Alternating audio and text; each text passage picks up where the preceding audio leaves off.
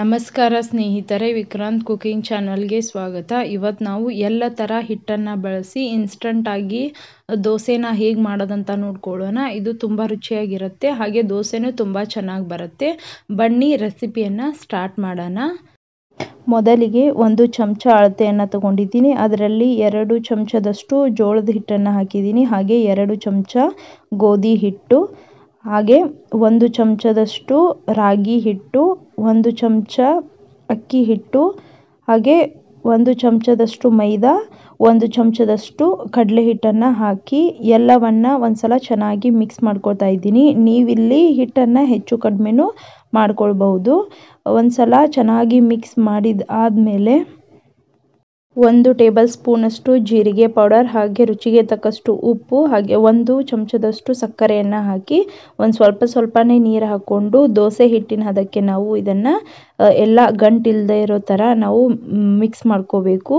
ಇವಾಗ ನಾನಿಲ್ಲಿ ಸ್ವಲ್ಪನೇ ನೀರು ಹಾಕ್ಕೊಂಡು ಚೆನ್ನಾಗಿ ಮಿಕ್ಸ್ ಮಾಡ್ಕೊಳ್ತಾ ಇದ್ದೀನಿ. ಇಲ್ಲಿ ನೀವು ಸಕ್ಕರೆಯನ್ನು ಹಾಕಿದರೆ ದೋಸೆ ಚೆನ್ನಾಗಿ ಬರುತ್ತೆ. ಇಲ್ಲಿ ಹಿಟ್ಟನ್ನು ಕಲಸಿ ನೆನೆಸೋ ಅವಶ್ಯಕತೆಯೂ ಇಲ್ಲ ಸ್ನೇಹಿತರೆ, ಇನ್ಸ್ಟಂಟ್ ಆಗಿಯೇ ನಾವು ಮಾಡ್ಕೊಳ್ಬಹುದು. ಒಂಚೂರು ಗಂಟಿಲ್ಲದೆ ಇರೋ ಥರ ನಾವು ಚೆನ್ನಾಗಿ ಹಿಟ್ಟನ್ನು ಹದವಾಗಿ ಮಾಡಿಕೊಂಡ್ರೆ ದೋಸೆನೂ ಸೂಪರಾಗಿ ಬರುತ್ತೆ. ಇವಾಗ ಇದು ದೋಸೆ ಹಿಟ್ಟು ಕಲಸಿದ ಆಗಿದೆ. ಇವಾಗ ನಾನಿಲ್ಲಿ ತವೆಯನ್ನು ಇಡ್ತಾ ಇದ್ದೀನಿ. ತವೆ ಕಾದ್ಮೇಲೆ ಸ್ವಲ್ಪ ಎಣ್ಣೆಯನ್ನು ಗ್ರೀಸ್ ಮಾಡ್ಕೊಳ್ತಾ ಇದ್ದೀನಿ. ಇಲ್ಲಿ ನಾನು ನಾನ್ ಸ್ಟಿಕ್ ತವಾನ ಯೂಸ್ ಮಾಡಿದ್ದೀನಿ. ನೀವು ಯಾವ್ದು ತವ ಬೇಕಾದರೂ ಯೂಸ್ ಮಾಡ್ಕೋಬೋದು. ನಾವು ಸಕ್ಕರೆ ಹಾಕಿರೋದ್ರಿಂದ ದೋಸೆ ಚೆನ್ನಾಗಿ ಬರುತ್ತೆ. ಇವಾಗ ನಾನಿಲ್ಲಿ 1 ಚಮಚದಲ್ಲಿ ಹಿಟ್ಟನ್ನು ತಗೊಂಡು ಹೀಗೆ ಹಿಟ್ಟನ್ನು ಹರಡ್ಕೊಳ್ತಾ ಇದ್ದೀನಿ. ಹೀಗೆ ಹರಡಿಕೊಂಡು ಒಂದು 15 ಸೆಕೆಂಡು ನಾವು ಇದಕ್ಕೆ ಮುಚ್ಚಳ ಮುಚ್ಚಿ ಬಿಟ್ಬಿಡಬೇಕು. ಮುಚ್ಚಳ ಮುಚ್ಚಿದ್ರೆ ಅದು ಚೆನ್ನಾಗಿ ಬೇಗ ಬೇಯುತ್ತೆ. ಇವಾಗ ಇದನ್ನು ನಾನು ಮಗ್ಸ್ ಹಾಕೊಳ್ತಾ ಇದ್ದೀನಿ. ಈಸಿಯಾಗಿ ಬರುತ್ತೆ ಸ್ನೇಹಿತರೆ, ಸಕ್ಕರೆ ಹಾಕಿರೋದ್ರಿಂದ ತವೆಗೆ ದೋಸೆನೂ ಅಂಟ್ಕೊಳ್ಳಲ್ಲ. ಇದನ್ನು ನಾನು ಮಗ್ಸ್ ಹಾಕೊಳ್ತಾ ಇದ್ದೀನಿ. ನೋಡ್ತಿರ್ಬೋದು ಕಲರ್ ಎಷ್ಟು ಚೆನ್ನಾಗಿ ಬಂದಿದೆ ಅಂತ.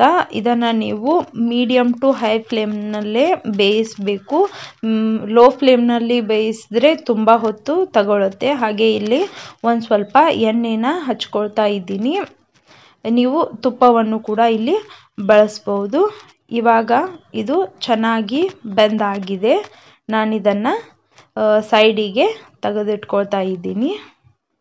ತುಂಬ ಸಾಫ್ಟ್ ಆ್ಯಂಡ್ ಟೇಸ್ಟಿಯಾಗಿರುತ್ತೆ ಸ್ನೇಹಿತರೆ. ಹಾಗೆ ಇಲ್ಲಿ ಎಲ್ಲ ದೋಸೆನೂ ನಾನು ಮಾಡ್ಕೊಳ್ತಾ ಇದ್ದೀನಿ. ನಾವು ಈ ದೋಸೆಗೆ ಕಾಂಬಿನೇಷನ್ ಆಗಿ ಆಲೂಗಡ್ಡೆ ಪಲ್ಯ ಅಥವಾ ಕಾಯಿ ಚಟ್ನಿಯನ್ನು ಮಾಡ್ಕೊಳ್ಬೋದು. ನಾನಿಲ್ಲಿ ಕಾಯಿ ಚಟ್ನಿಯನ್ನು ಮಾಡ್ಕೊಂಡಿದ್ದೆ. ಹೀಗೆ ನೀವು ಒಂದ್ಸಲ ಟ್ರೈ ಮಾಡಿ ಸ್ನೇಹಿತರೆ, ತುಂಬ ಚೆನ್ನಾಗಿರುತ್ತೆ. ಮಕ್ಕಳು ಕೂಡ ಇಷ್ಟಪಟ್ಟು ತಿಂತಾರೆ. ರುಬ್ಬಿರೋ ದೋಸೆಗಿಂತನೂ ಇದು ಟೇಸ್ಟಿಯಾಗಿ ಇರುತ್ತೆ. ಇಲ್ಲಿ ನೋಡ್ತಾ ಇರ್ಬೋದು ಕಲರ್ ಕೂಡ ಎಷ್ಟು ಚೆನ್ನಾಗಿ ಬಂದಿದೆ ಅಂತ. ಕಾಯಿ ಚಟ್ನಿ ಜೊತೆ ಇನ್ನೂ ಸೂಪರ್ ಆಗಿರುತ್ತೆ. ನನ್ನ ವಿಡಿಯೋ ನಿಮಗೆ ಇಷ್ಟ ಆಗಿದ್ದಲ್ಲಿ ಲೈಕ್, ಶೇರ್, ಕಮೆಂಟ್ ಮಾಡಿ.